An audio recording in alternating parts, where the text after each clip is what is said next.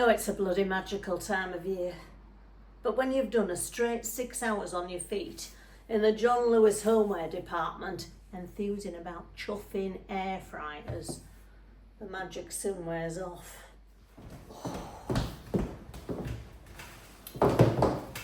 Oh, God, that's better. You know this mad dash between Halloween and Christmas? They say it's all for the kids, really. Them and their families. Well, they're wrong. It's done for the retailers and their partners, so we can keep going until this time next year. And that's me. Done. Until Saturday. Tomorrow, Friday, a rare day off. Go me. So I can put my feet up. Beans on toast and the chance to catch up on the week's curry.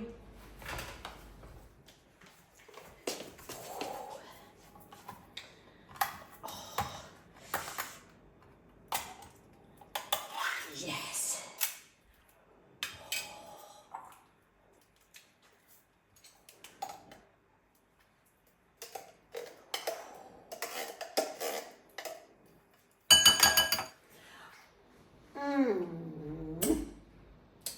Don't you just love it? Hot or cold? Baked bean juice. And not just any baked beans. They have to be these. Heinz. Funny really. I've never cared much for the beans themselves. But come to that, neither did you.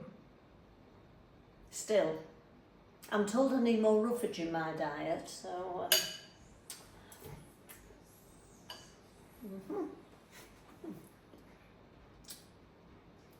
When needs must. But no, it's the juice that brings me back. And it always brings you back. That sweet, fruity juiciness. Lovely. Chuff me.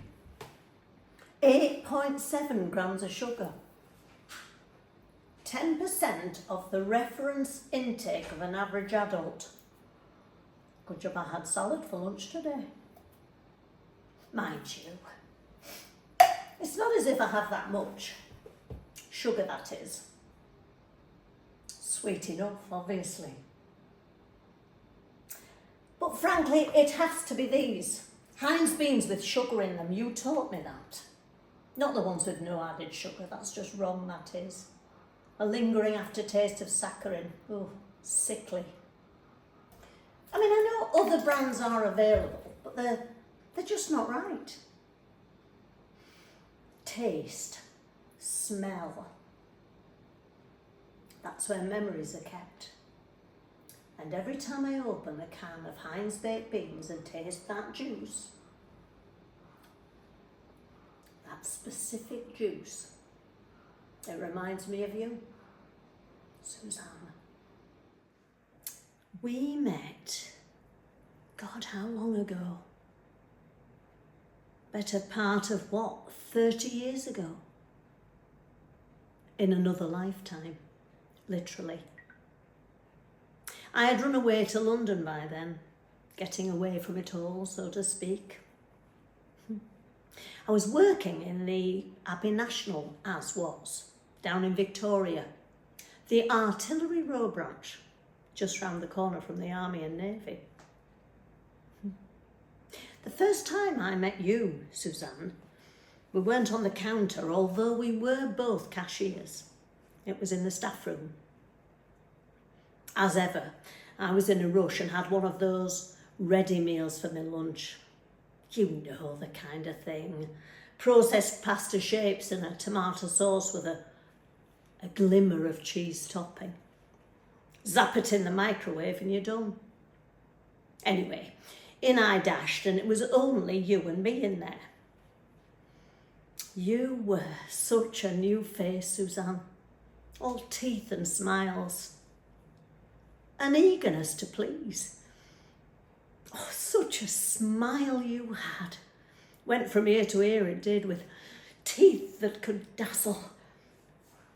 So in I went, and there, next to the microwave, was a used box of exactly the same ready meal I was about to warm up. "Oh," I said, "you had one of these too." You nodded. And I asked how long you'd put it in for, and did I need to prick the film or something. 10 minutes came the reply, and a confirmation there was no need to prick the film or loosen the film. So in mine went.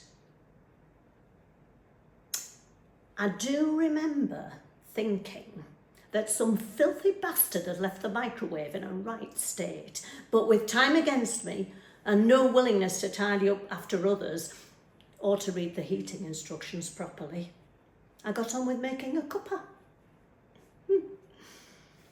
It only took a few minutes before there was an almighty eruption from the microwave. Over I went, opened the door.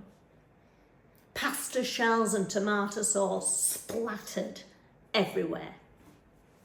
Your face was a picture, eyes wide, rolling in shock.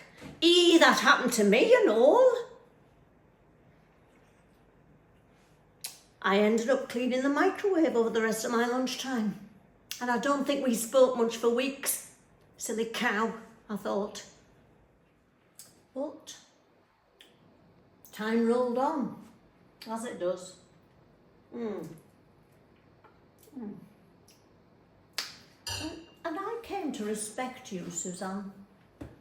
You were a good soul, if lost like I was. Both new to London, me running away from one thing and toward another. And you, there was something. No idea what. Your smiles lit up our working lives back then in the Abbey, as did your love of God and your Baptist church. But never men. Not on a relationship level, at least. They didn't get a look in. Not that you were interested in women, oh, heaven forbid. As I seem to remember, you had firm opinions on all of that. "John," you'd say to me. Good old John. My dead name, as the phrase now goes. I don't mind John. John Bean, as was, is part of me, made me what I am. And God knows, Suzanne, you wouldn't understand that at all. You had a whiff of it back in the day, of course. You knew I never mentioned women or dates, a girlfriend or a wife. I could see you knew when you gave me that look. Part pity, part contempt. I knew I liked men. And at the time I thought that meant I was gay, but I kept my mouth firmly shut about it at work. I mostly talked about the weather, that and the antics of my cat, while you talked about God and how he would deliver you the life he wanted you to live, which would include a man in the fullness of time, assuming that was his plan for you. Such blind faith. I thought you were crazy for that back then, but now I admire you for your total devotion to living life as yourself and nothing else but.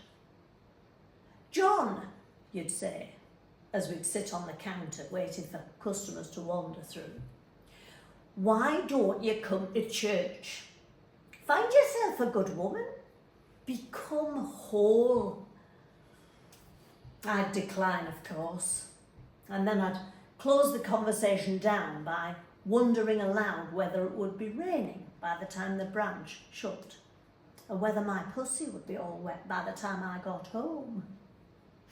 Oh, you were very prim and proper, Suzanne. My referencing Mrs. Slocum never raised an eyebrow. No loaded comments from you about the size of someone's deposit or whether you'd need to make a big withdrawal. Worked for me though. Only once or twice when John was in the mood. And those were the 90s. You had to be careful. Being in the mood could see you off. It took so many. I looked you up on Facebook and the likes, years on, just to see where you were at, to know you were, okay. Your surname never changed. I guess God never delivered you that promised man. Poor sod.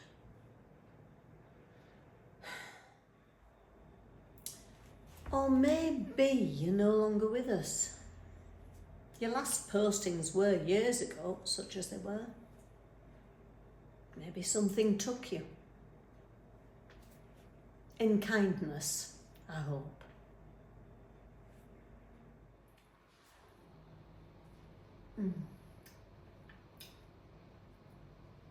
Heinz bean juice. That to me is always you, Suzanne. Every time I open a can of baked beans, I remember you sat in the staff room of the Abbey National with a can of beans emptied into a bowl just like this. And I'd sit there watching you, watching the pleasure etched on your face as you dipped piece after piece of toast into the sauce. And then one day, I realised that you never ever ate the beans. In fact, I once caught you tipping the uneaten beans into the bin. I don't like them, you said, pulling a face as if someone had suggested poisoning you. It's just the sauce. I remember suggesting that you just dip your toast into regular tomato sauce and save the beans from their fate. But you said it just wasn't the same. The only tomato sauce that would ever do was the one you find in a can of beans. Heinz baked beans. Something sweet and fruity, juicy. And when you said that, you were in another place, remembering Lord knows what, but so serene, so absolutely happy. At the time, John, thought you were away with the fairies. But now I realise you weren't. You just lived life innocently and wholly in the moment, loving and celebrating every slight sensation. You were so alive and honest and true to yourself. I took your name, Suzanne, when I transitioned into me, when I became me. I wanted a name that was centred in something innocent, something good. A name that spoke to me of life and living it. A name that reeked of living every moment, every ruddy moment, so joyfully. Suzanne from you and Heinz. When folk ask, I tell them it was my grandfather's surname, brought with him from Germany when he fled the Nazis on the Kindertransport. It's not true though. I often think you gifted me my surname too, from your love of baked bean juice, which is somewhat more true. But the absolute truth is that when I left John behind, I regenerated Just like Doctor Who. New face, new body. Same memories, of course. John Bean became Suzanne Heinz. John to Suzanne, Bean to Heinz. And the real truth of that is, well, I am such a child of the 1960s. TV, jingles, commercial breaks, they were like mother's milk to me. So when I needed to replace Bean, well, it was obvious, as anyone of my vintage can tell you. Beans means Heinz. So that's me, Suzanne Heinz. So, here's to you, Suzanne. I never found God, but I, at least, found me. And the joy of baked bean juice.